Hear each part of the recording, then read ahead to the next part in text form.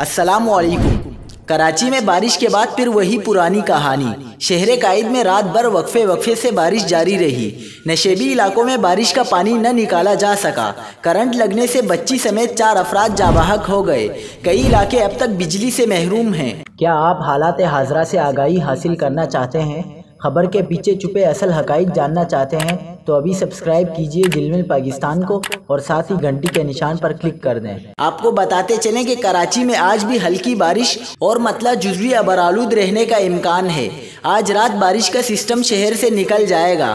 कराची के मुख्तलिफ इलाकों में सड़कें भी पानी में डूब गई हैं, जबकि गाड़ियाँ और मोटरसाइकिलें ख़राब होने से शहरियों को परेशानी का सामना करना पड़ा।